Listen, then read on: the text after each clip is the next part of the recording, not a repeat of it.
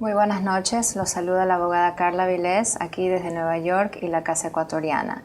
Esta noche en nuestras charlas de los días jueves tenemos al señor Jaime Bautista y a su hija Anaí, que son migrantes de Ecuador y tienen una historia muy interesante que contarnos, así que les permito que los salude y seguimos con nuestra charla. Buenas noches, señor Jaime, ¿cómo está? ¿Cómo está? Buenas noches a todos. Mi nombre es Jaime Bautista. Soy del caserío Tuncay, orgullosamente de la parroquia La Asunción, del cantón Girón, de la provincia de La Suay. Pues, bueno... ¿Qué tiempo vive aquí en los Estados Unidos, señor Bautista? Yo vine la primera vez en el 99. Pues, cuando vine, estaba recién casado. Tenía planes de venir acá antes de casarme. Pues cuando me casé le dije a mi esposa que yo tenía planes de venir acá y pues bueno, ella me apoyó. A los 7 meses de estar casado yo vine acá. Entré aquí en el 99, ya cerca del 2000, y justamente mi esposa quedó embarazada. Ok, ¿y su esposa se quedó en Ecuador y usted viajó para acá solo? Yo le dejé a ella embarazada y yo vine acá. Perfecto, y el fruto de ese embarazo es nuestra linda Anaí. ¿Sí? Sí, gracias a Dios. Perfecto, y entonces me dice que vino la primera vez, o sea que usted ha viajado más de una vez acá a Estados Unidos. Sí, porque bueno, yo estaba aquí, luego mi hija nació en el 2000, mi hija nació y esperé que mi hija tenga 2 años. En el 2002, le traje a mi esposa, dejándole a mi hija de 2 años allá. Mi hija se quedó con mi hermana. Pues le cuento que fue un error muy grande y pues eso quisiera que otros padres no harían algo así, porque pues mi hija se quedó sin la madre. Yo pensé en estar con mi esposa, pero no pensé que mi hija de 2 años era la que más necesitaba de su mamá. Pues le dejé con mi hermana y bueno, mi esposa llegó acá y todo bien, pero mi hija no estaba bien. Sí, entiendo. Y entonces, Anaí, no sé si tú te acuerdas en ese momento de tu vida, pero nos puedes contar cómo te sentiste a raíz de que tu mamá y tu papá se vinieron para acá y te quedaste allá. ¿Entendías lo que pasaba? Bueno, sí entendía, sabía que mi papá, yo para mí era chiquita, yo pensaba que tenía 2 papás y 2 mamás, pero hubo momentos en los que sí me sentía triste, porque en el fondo sabía que mi papá, yo le decía papi Jaime, o sea, cuando me llamaba me ponía triste, yo lo quería a mi lado porque yo sabía que él era mi papá. Hubo momentos en los que sí pasé muy difíciles en Ecuador cuando estuve con mi tía, pero sí, no me acuerdo mucho, pero lo que sí sé es que sufrí, o sea, sin el cariño de mi mamá. Y cuando crecía, cuando iba a presentaciones, a veces mi tía trabajaba y mi tío igual. No podían estar en mis presentaciones de la escuela, el Día de las Madres, cosas así. Eso sí me dolía cuando era bien pequeñita. Entiendo. Y Jaime, usted obviamente tomó esta decisión por un motivo, ¿no? Entonces no sé si puede hablar con nuestros oyentes y televidentes y explicar cuál fue el motivo que usted y su esposa decidieron emigrar y contarnos eso. Bueno, mire, yo cuando vine, pues yo antes de venir acá, después que yo estaba en el cuartel, normalmente ese tiempo el servicio militar era obligatorio, yo fui voluntario, no me fui porque muchos iban a la fuerza, no llegaban, o sea. Pero pues después de terminar el ejército, entré a trabajar como guardia de seguridad en el Hotel Oro Verde en Cuenca. Y pues estando allí me encontré con la mamá de mi hija, que pues ella es de allá mismo de mi caserío de Tuncay, pero nos conocíamos desde pequeños, pero nunca hemos sido novios. Pero en las cosas de la vida, pues, nos encontramos en la ciudad y a los 2 meses creo que estar saliendo nos casamos. Pero yo ya tenía planes de venir acá. Pues entonces cuando yo vine, pues mi mentalidad fue porque todos los compañeros del hotel que renunciaban al trabajo en el hotel era por venir acá. Entonces me metió en mi cabeza, honestamente le digo, no tenía planes yo de venir acá, como mucha gente quizás dice, quiero irme allá a hacer dinero, cosas así. Pero no, yo simplemente porque veía que otros venían, pues ya me metí eso a la cabeza. Ya. Pero cuando ya me casé y ya empecé a sentir las necesidades que, bueno, ya tenía otra mentalidad para venir a trabajar, ya a luchar, a buscar algo acá. Y por eso fue que vine la primera vez. Ok. Así. Muy bien. Y usted como padre nos acaba de decir que sintió que fue un gran error haber dejado a su niña atrás, ¿no? ¿Nos puede contar un poco acerca de cómo usted se dio cuenta de esto y qué fue lo que usted sufrió como padre separado de su niña? La verdad es que desde que le traje a mi esposa y cuando yo llamaba ya mi hija estaba mal.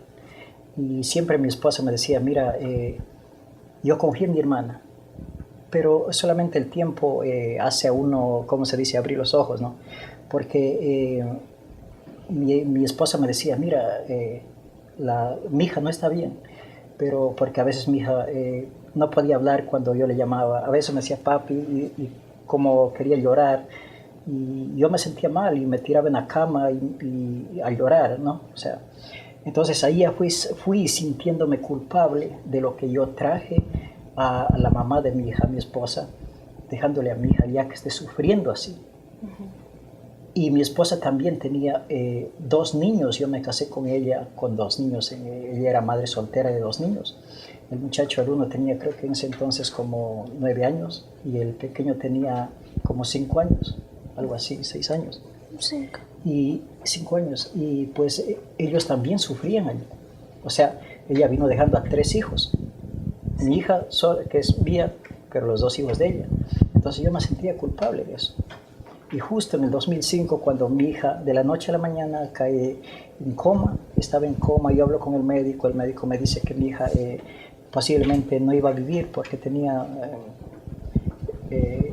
muchas lecciones en el cerebro, pues yo me sentí muy culpable y decidí irme yo. O sea, yo estaba ilegal, sin papeles, pero fue el domingo que mi hija cayó en coma, el lunes vine acá, yo vi en el Bronx, vine acá a Queens, compré el boleto en Delgado Travel, el martes a las 4 de la tarde estaba llegando a Cuenca. Y fui a conocerle a mi hija en una clínica, en coma. Sí, entiendo que tuvo que haber sido un momento muy difícil. Sí, mire, conocerle a mi hija así, y por eso que el amor que yo siento por mi hija es tan grande, como que le digo a mi hija, mire, el amor que yo siento por ti es como el amor de Dios, ese amor puro y tierno que nos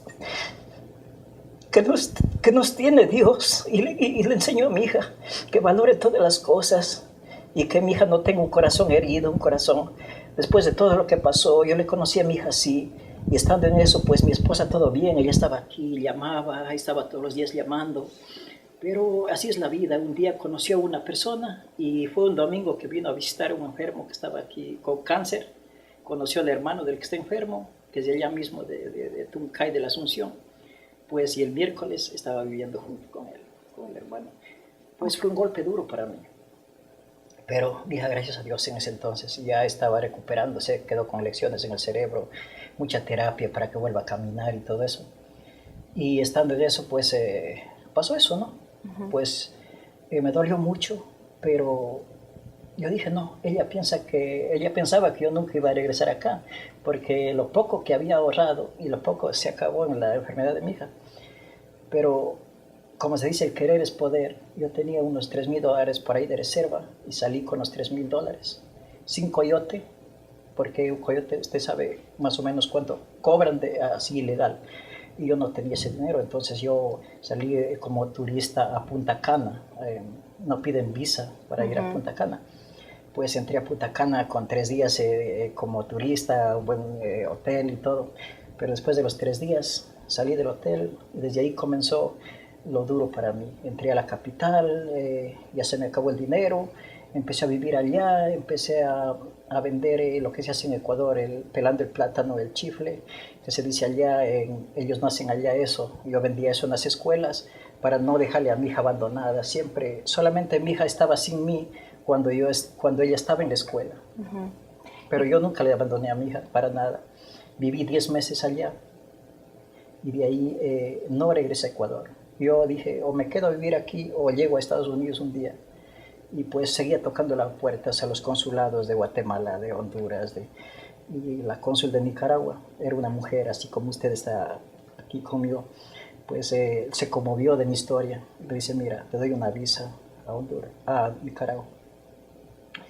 Pero bueno, pedí dinero porque lo que ganaba allá era como $3 diarios, vendiendo los chifles para mantener a mi hija. ¿Y esto fue en qué país? En la República Dominicana. Entonces pedí dinero a un primo mío que tengo de Ecuador y entré a Nicaragua aprovechando esa visa. De Nicaragua para acá, un amigo que está aquí, que es de allá mismo, de Tuncay, se conmovió en la situación que yo estaba ya casi un año en eso de querer llegar acá, y me prestó el dinero porque de ahí sí tenía que agarrar un coyote para avanzar. Para hacer el viaje hasta porque acá. ya no es, de ahí usted sabe de cómo viene la gente ilegal de país en país. De Nicaragua pues agarré un coyote que era de Ecuador mismo, y de ahí entramos a Honduras en caballo, mi hija junto conmigo, de Honduras en bicicleta, partes, en carro, y así entramos a Guatemala. En Guatemala estuvimos como 15 días, y después entramos a México, tuvimos que cruzar unos ríos en canoas, en botecitos pequeños, y yo iba sintiendo, me sentía mal de ver cómo a mi hija le hacía todo ese sacrificio, ¿no? Que mi hija viva todas esas cosas, y yo decía, mi hija, ¿qué culpa tiene que mi hija esté viviendo eso? Pero bueno, el fin mío fue llegar aquí. Después nos tocó estar 6 días en el desierto. En el desierto nos dieron comida para 4 días. Yo estaba con mi hija, tenía que cargar a mi hija, no podía cargar mucha comida, se me acabó todo. Mi hija fue la primera vez que lloró de hambre porque ella nunca no le gustaba comer mucho. Pero pasé 6 días en el desierto y le hice caminar a mi hija. En la noche había 2 niños que venían, que eran de El Salvador, y que a una niñita le entró una espina en el pie en la noche, caminaba, y la niña gritaba mucho. Y a mí me dolía el alma de ver cómo sufren esos niños, y mi hija también. En el día, a veces, con el dolor del alma, yo ya no avanzaba, me salía calambres, y hacía caminar a mi hija. Y era una lucha difícil. Una lucha muy dura, pero como sea, el 9 de mayo del 2007, a las 11 de la noche, llegué aquí a Queens. Mi hija llegó de Los Ángeles para acá, nos trajeron en una van, en un carro. Mi hija llegó con un zapato aquí a Queens. Ok, o sea que no llegaron juntos a Queens, llegaron separados a Queens. No, con mi hija siempre. Juntos siempre, Sí, ok, con sí. mi hija, pues sí. Llegamos a Queens, desde ahí pues vivo con mi hija. Llamé a la mamá de mi hija, ella vive con otro hombre, y pues ella le llevó como 2, 3 veces cuando recién llegó mi hija, y luego se alejó. Por 2 años, ella aquí en Queens, yo en el Bronx, no le llamó a mi hija. Ok, entonces ahora, Ana, me gustaría preguntarte a ti si tú te acuerdas del viaje de Ecuador para acá, Sí, ¿no? me O de la acuerdo. República para acá. ¿Qué más te acuerdas de ese viaje? Bueno, lo que más me acuerdo fue lo del desierto, y una vez que estuvimos, no sé en qué parte era, que nos metieron en un trailer. Era un espacio chiquito como estar aquí, y era como para 20 personas, y el punto era para decirle, llegaba la policía para que no para escondernos, y era algo, me sofocaba, me daba frío, o sea, eran cosas bien feas que he pasado en el desierto. Me acuerdo, como dijo mi papá, la chiquita que gritaba, eso me daba miedo que pase a mí, que me pase a mí. Cuando nos dejaron en el desierto, yo solo vi plantas, solo vi así. Yo pensé que iba a ser algo bonito. Yo era chiquita, no sabía. Y después me acuerdo cómo lloraba, me acuerdo que me desmayé, yo que me levanto toditos a mi alrededor. Y me acuerdo que alguien se perdió en el desierto, y a mí me daba miedo de que mi papá se pierda y yo poder alejarme de él. Eso fue lo que más me dolió.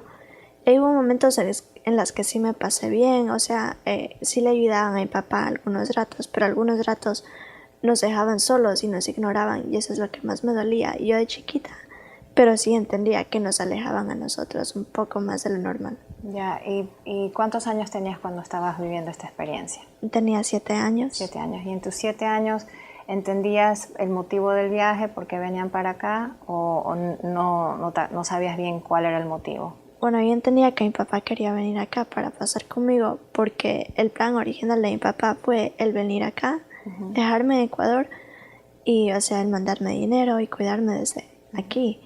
Pero yo le rogaba que no, que yo quería pasar con él porque lo que él pasó por mí, lo que él dejó, todo por mí. Y yo sé que él quería venir acá para darme una vida mejor. Yo para los 7 años, digamos, entendí un poquito más. Ya, entendido. Ok, y después de que llegaron, cuénteme, se puso a trabajar, me imagino, de nuevo. ¿A qué se dedica ahora o en qué está trabajando ahora?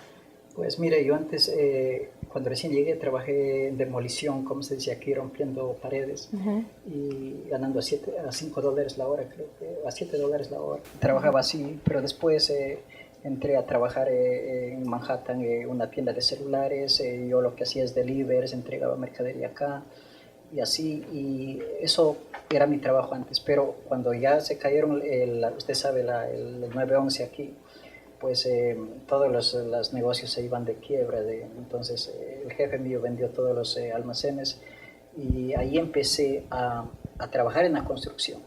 Pero yo siempre he sido arriesgado, siempre me han gustado los retos. Yo me decían, ¿sabes poner chiraj? Y yo decía sí, y nunca ni siquiera había visto cómo ponen. Y me quedaba mal un día, pero para la próxima ya aprendí, ya sabía. Y así, mire, como se dice, metiéndole mano a las cosas, fui aprendiendo.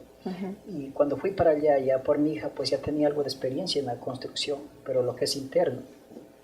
Ahora que regresé, después de todo lo que viví, lo que les he contado, pues yo vine con muchas ganas de aprender más. Y me he dedicado más. Gracias a Dios, yo puedo aquí hacer un apartamento residencial solo. Gracias a Dios. Cada día voy aprendiendo. No digo que soy un profesional, pero eso es lo que aprendí aquí. ¿Y está trabajando para usted mismo o trabaja en una compañía? Últimamente estoy trabajando para mí mismo, pero ahora, por todo lo que he pasado y lo que les he contado a ustedes, yo pienso que lo que más he aprendido es a tener fe, porque cosas que para mi familia parecía increíble, que ellos pensaban que estaba haciendo una locura de hacer eso todo con mi hija, pero mire, eso me aumentó la fe, y por medio de la fe yo creo que solamente Dios me dio los papeles. Mire, un día que antes nunca me han asaltado, yo vivía en el Bronx, usted sabe que en el Bronx hay mucha gente peligrosa y esa cosa, pero un día que salí en la mañana, dejándole a mi hija en la escuela, aún mi hija no se iba a la escuela, salí muy temprano a las 6:30, dejándole lista para que mi hija vaya a la escuela, yo salí y me asaltaron en la puerta de la casa donde que vivía. Me golpearon porque yo tenía mi teléfono, no quise darle mi teléfono, por eso me golpearon, me fui al hospital y esa golpiza que me dieron ahí me sirvió como víctima de delincuencia para la visa U. Exacto, sí, exactamente, sí. Y pues gracias a Dios, pero yo pienso que todo eso son cosas de Dios, porque nadie me podía dar los papeles, solamente Él. Exacto. Y ahorita recién en diciembre tengo el permiso de trabajo y tengo mi socio y vamos a ver después qué puedo hacer. Qué bueno. Sí, es muy importante para nuestros televidentes y oyentes que sepan que así como el señor Bautista, personas indocumentadas aquí en Estados Unidos tienen la habilidad de arreglar su situación y normalizarse, no solo ellos, sino cualquier hijo que tengan indocumentado aquí, menor de 21 años, esposos, con tal de que esa aplicación se haga en migración, y la aplicación funciona de la siguiente forma. Si uno es víctima de un crimen, hay que reportar ese crimen, no hay que tener temor de que la situación o la falta de legalización en el sentido migratorio inhiba a un individuo. No hay ningún miedo que correr. La policía lo que quiere es que los individuos que son víctimas de crímenes reporten estos crímenes sin temor. Y una vez que ese crimen se reporta, entonces nosotros los abogados de inmigración podemos hacer los documentos necesarios para que no solo usted y su familia aquí que esté indocumentada arregle su situación, pero también hijos que se han quedado atrás en el Ecuador o en cualquier otro país también pueden conseguir visa a través de este trámite y llegar hasta acá. Perdón, sí, eso quería decir algo. Eso es lo que yo a mí no me gusta ser egoísta. Siempre que yo he logrado algo, he tratado de transmitir a otros amigos, contarles mis experiencias para que ellos no hagan lo mismo. Y de esto mismo, de lo que me asaltaron a mí, hay muchos, nosotros decimos paisanos, ¿no? Sí. Muchos que no saben que cuando uno recibe una golpiza aquí, sea de la persona que sea, se puede aplicar para esta visa U, y no importa si entró por la frontera. Exactamente. Entonces yo he contado a muchos para que ellos aprovechen eso, porque mire, usted sabe como abogada de migración, sabe que hay oportunidades que quizás no es solamente que a veces uno cree que no, que algún día, a veces Dios pone y bajo las leyes hay chances que sí se puede arreglar. Claro que sí. Solo hay que tener un poco de conocimiento y más que nada fe. Así es, y para que usted también le diga a sus amigos, ¿ok? Aunque un individuo tenga orden de deportación, ¿ok? Si esa persona es víctima de un crimen, igual puede sacar su documentación y normalizar su estatus, aunque tenga orden de deportación. Es muy importante que nuestra comunidad lo sepa. Ahora, señor Bautista, le quiero hacer unas preguntas con respecto a su vida aquí en América, ¿sí? En Estados Unidos de América. ¿Cómo se ha adaptado usted a la cultura americana? Y después la misma pregunta para su niña Anaí. Bueno, yo lo que trato es, yo soy muy original, o sea, como ustedes me ven y la gente que me conoce, tal vez ojalá que puedan verme allá en mi país, algo de cuando estaba en el ejército, yo nunca trato de ser lo que no soy, ¿no? Usted me ve así, así es como ustedes me ven, eso soy. Pues, pero sí, aquí en este país yo pienso que debemos estar conscientes que nosotros debemos ir aprendiendo. Estamos en un país donde hay gente de todo el mundo, entonces debemos irnos, como puedo decir, actualizándonos, aprendiendo cada día. A veces hay que saber convivir con diferente gente, usted sabe, con diferentes lenguas, incluso culturas. Aprender el inglés. Yo no he sido tan inteligente para aprender el inglés, pero sí hablo, no me da vergüenza hablar. Hay muchos paisanos que no les gusta hablar, le tienen vergüenza, pero a mí no, yo hablo, aunque mal, pero yo hablo, estoy conversando como estamos conversando con usted, hablo en inglés con otras personas. Qué bueno. Aunque esté hablando mal, pero sí, creo que sé más o menos, yo pienso, un 50% de inglés. ¿Tú qué crees, Anaí? ¿Sí? ¿Habla bien tu papi? Sí habla. Sí habla. Sí habla muy bien. Ok, y en el tiempo que usted ha vivido aquí, me imagino que tiene experiencias, ¿no? ¿Usted alguna vez ha tenido una experiencia de que lo discriminen o que lo hayan tratado mal aquí? Digamos de gente extranjera, digamos de gente norteamericana o de gente europea, en cierto modo en el trabajo, sí, porque en el trabajo que yo hago, por ejemplo, me han llevado y me han dicho, mira, te voy a pagar, te llevo hoy, ¿no? Me llevan a trabajar y luego en la tarde dicen, no, mira, mañana te pago.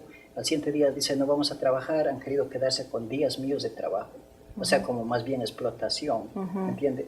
En ese sentido, sí, trabajé un año para un italiano y yo estaba de súper en su building, trabajaba mucho y él no me pagaba nada, era un building muy grande, pero aguanté un año porque me mudé del Bronx acá a Queens y por eso me quedé ahora aquí en Queens y vivo en Queens con mi hija, porque mi hija ya quiere estar un poco más cerca a la mamá porque la mamá de ella vive aquí. Sí, entiendo. En ese sentido, pero lo que yo aquí más o menos también quisiera resaltar, he visto nosotros, mire, entre ecuatorianos, digo, y eso para mí es muy importante.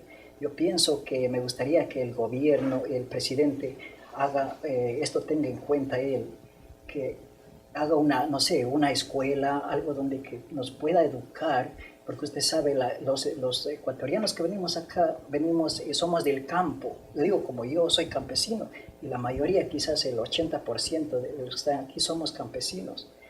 Y por ejemplo, el que es de Cañar no quiere llevarse muy bien con el que es de Cuenca. Es la verdad. Okay. Y a veces, por ejemplo, me han dicho, mira, ¿dónde eres? Soy de Cuenca. Es una persona de Cañar, no me ha querido llevar a trabajar. Okay. Igual, entonces son cositas que, pues, que debemos ir superando y debemos ser unidos, porque yo he dicho, mire, si nosotros los ecuatorianos somos muy trabajadores y trabajamos en la construcción, muchos, la mayoría, sí. Si fuéramos unidos, mire, tendríamos compañías grandes. Claro. Entonces creo que debemos unirnos un poco más. Más bien yo he visto no digamos racismo, sino que esa desunión entre hispanos mismos. Si nosotros entre ecuatorianos no nos llevamos bien, imagínense llevarnos con los mexicanos, con los... Es algo que pensar. No es tal vez ustedes piensen que es algo negativo, pero sí es algo que sí se puede ir mejorando. Claro que sí, siempre se puede mejorar en muchas áreas. Ya estamos llegando al cierre, entonces me gustaría preguntarle si usted anhela regresar al Ecuador, o está en sus planes regresar al Ecuador, y finalmente si tiene un consejo general para las personas que están pensando capaz venirse para acá a Estados Unidos igual que usted.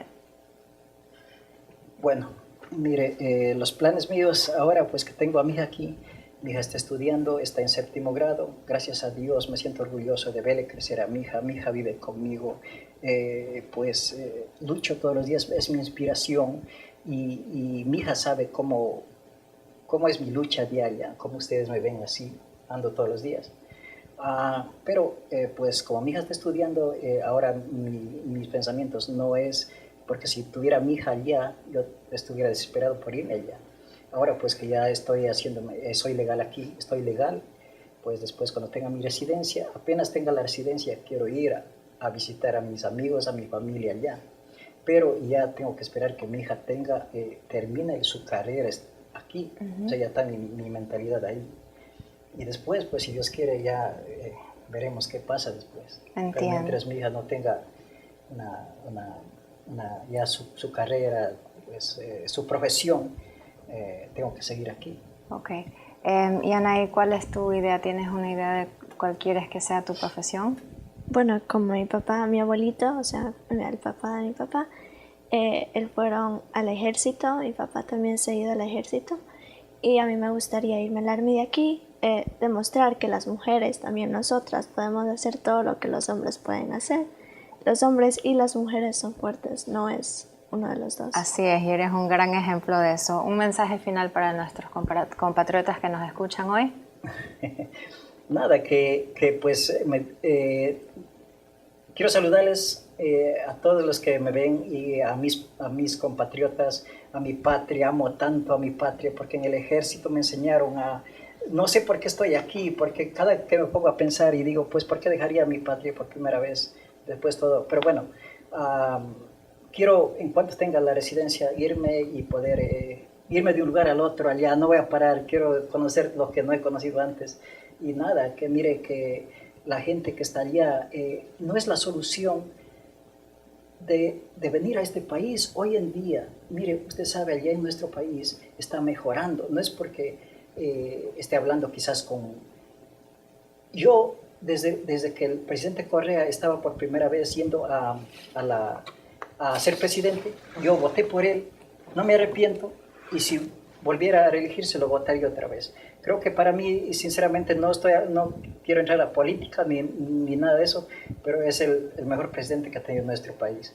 Pues, y lo único que le pido, y para terminar, y discúlpeme tal vez que no, pero lo que yo quiero es, mire, habemos muchos excombatientes de la guerra del 95, última guerra, que nosotros no somos tomados en cuenta. Yo no quiero que nos den dinero, pero yo sí quiero formar un grupo yo quiero tener una fundación allá, para crear una fundación para proteger a los niños, así mismos que están solos, que son huérfanos, como yo me quedé sin mamá de 5 años, y quiero hacer una fundación para ellos. Eso está en mi mente, y quisiera que el gobierno nos apoye de alguna manera a ese proyecto que yo tengo en mente. Qué bueno, es una buena idea, y capaz un día que usted ya pueda volver al Ecuador es algo que se pueda llegar a tener, ¿no? Bueno, entonces, vuelvo a repetir, con respecto a la situación de que usted viajó hasta acá como inmigrante, ¿tiene algún mensaje para los migrantes que vienen hacia acá? Perdón, lo que quería decir, mire, creo que siendo positivo y habiendo las oportunidades en nuestro país como está viendo ahora, por ejemplo, yo no tengo bachillerato. Porque ahora, mire, yo sé que muchos jóvenes y los adultos, personas de 50 años, están terminando siendo bachilleres. Las cosas han cambiado, mire, ¿sí? Está cambiando mucho, entonces pues si pueden tener una carrera y pueden lograr cosas allá mismo sin necesidad de salir a otro país, pues que sean positivos nada más. ¿Sabe? Lo que necesitamos nosotros es mucha fe en nosotros mismos y ser muy positivos. Y eso le digo a todos mis compatriotas que están allá, que están aquí también, que siempre seamos positivos, que no seamos negativos y que tengamos fe. Si tienen Dios, mejor, mucho mejor, porque yo estoy con Dios. Y muchas gracias por esta oportunidad. Y pues le deseo, lo único que puedo decir es gracias pues, y bendiciones a todos ustedes siempre. Y gracias por darme la oportunidad de hablar. Bueno, entonces nos despedimos ahora y muchas gracias.